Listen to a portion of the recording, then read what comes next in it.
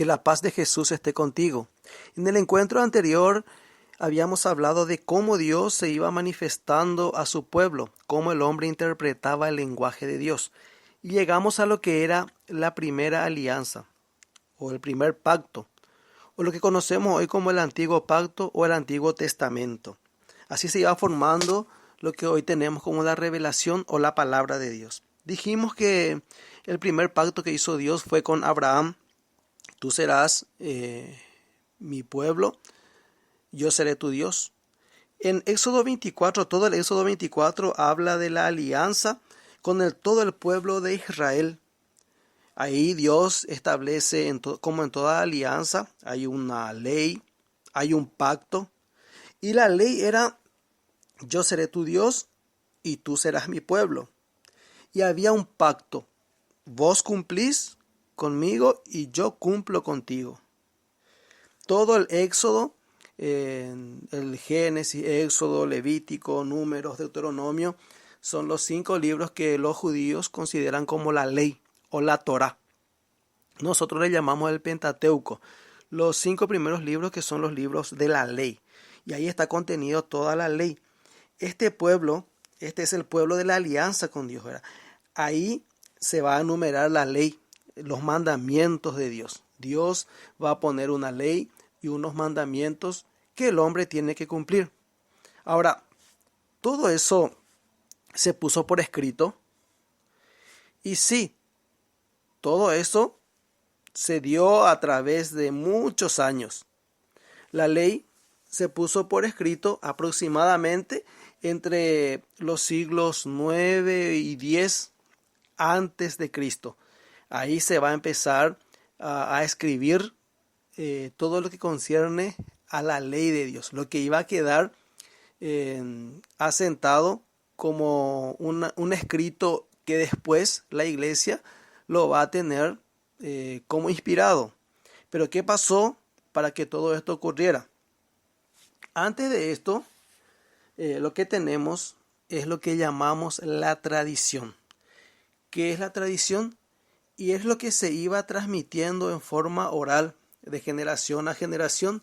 El papá le contaba a su hijo, esto a la vez le contaba nuevamente a sus hijos, le comentaba, y así iba surgiendo la tradición oral.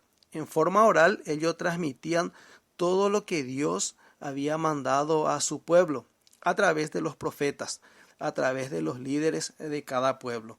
El pueblo de Dios, todos los acontecimientos que iban surgiendo, conforme iba avanzando el tiempo, el pueblo de Dios siempre quedaba grabado en su mente y en su corazón lo que Dios iba haciendo con el pueblo. El actuar de Dios con el pueblo siempre quedaba grabado en la mente del pueblo de Dios.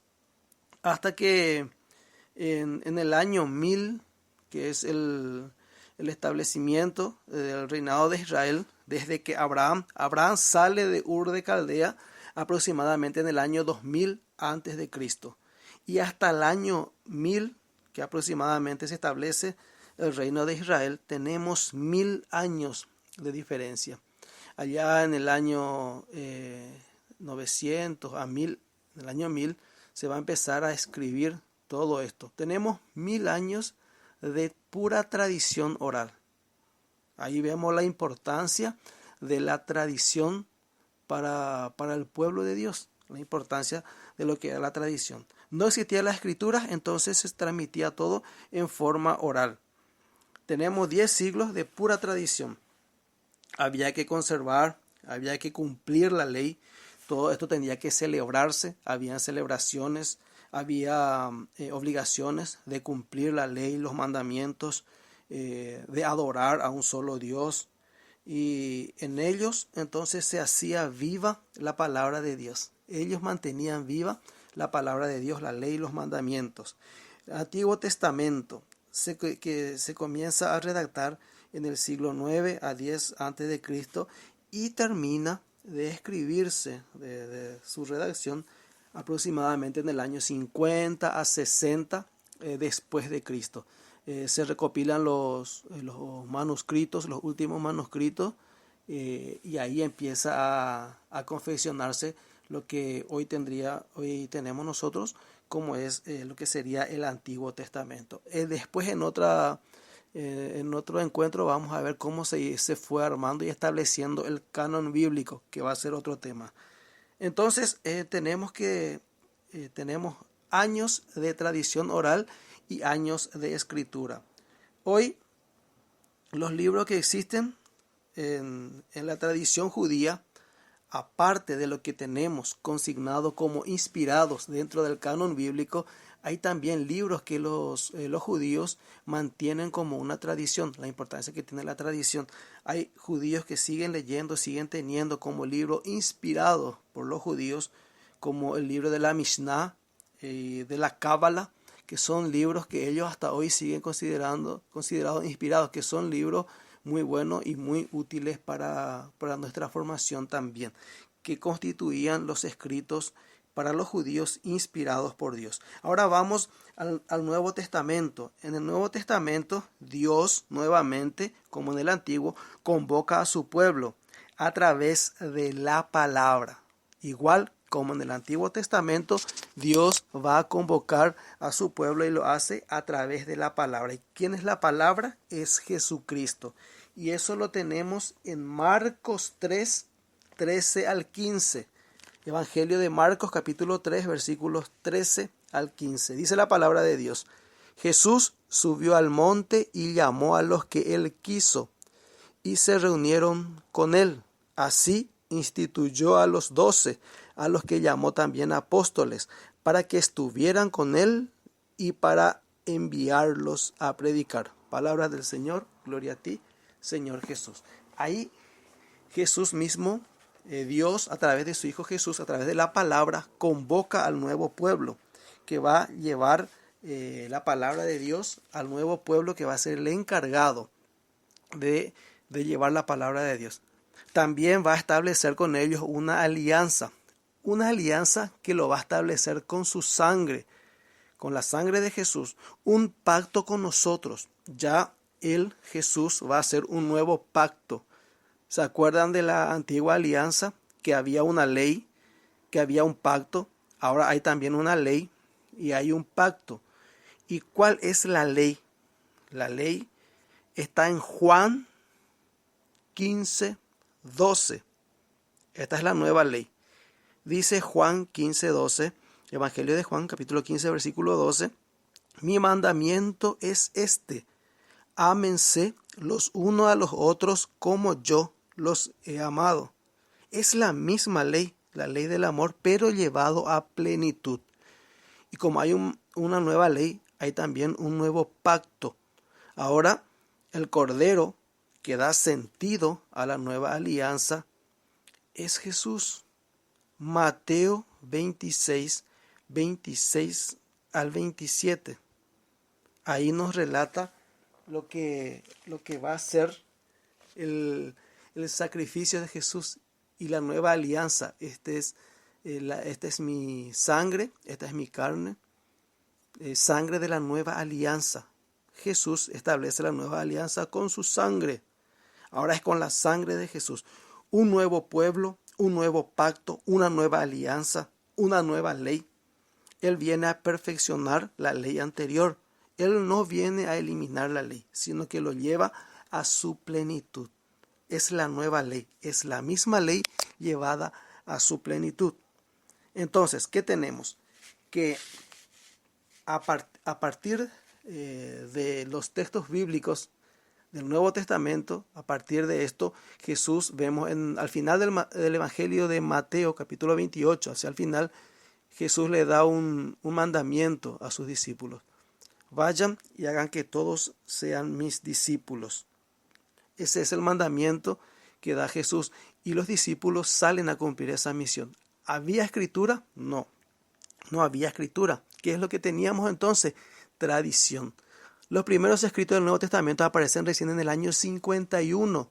Y es la primera carta de Pablo a los tesalonicenses. Ni siquiera es un evangelio. Entonces tenemos desde la muerte y resurrección de Jesús hasta los primeros escritos, tenemos aproximadamente 20 años. ¿20 años de qué? De tradición. Y En la primera carta de San Pablo a los Corintios, escrita aproximadamente en el año 45, 50, 46, por ahí, Primera de Corintios 11, podés leer y vas a leer que Pablo le va a decir a los corintios: esta es la tradición, esto es lo que yo recibí y es lo que comparto con ustedes. ¿Y qué es lo que va a compartir con ellos? La Eucaristía, que él recibió, él lo vuelve a transmitir a través de generación en generación. Entonces, ¿qué tenemos ahí? Nuevamente, la importancia de la tradición. No todo quedó consignado en las Escrituras, no todo está escrito, como decía Juan al final de su evangelio. Lo que hizo Jesús, no todo está escrito. Entonces vemos la importancia de la tradición. También en el Nuevo Testamento hay libros que se consideran inspirados, pero que formaron parte también de los libros inspirados, como lo que tenemos hoy consignado en el Nuevo Testamento, pero que luego se quitó de este canon bíblico. Tenemos libros como El Pastor de Hermas, la Didaché y la carta a Diogneto, que es una carta apologética, ¿verdad? Donde va todas las enseñanzas de lo que los discípulos, los apóstoles iban dando a las primeras comunidades. Entonces tenemos que la fuente, las bases de nuestra fe, podemos decir que es la Sagrada Escritura, todo lo que vimos hoy, la tradición, vimos la importancia de la tradición, y como tercera base o tercera fuente de nuestra fe católica, la base de nuestra fe católica, tenemos la palabra de Dios, la tradición, y como tercero tenemos el magisterio de la Iglesia. ¿Qué es el magisterio de la Iglesia?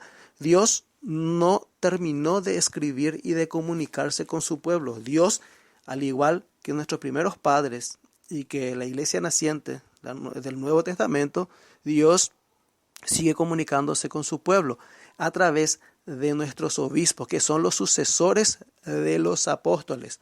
Y para terminar, te leo el Evangelio de Lucas, capítulo 10, versículo 16, donde dice: quien les escucha a ustedes, me escucha a mí.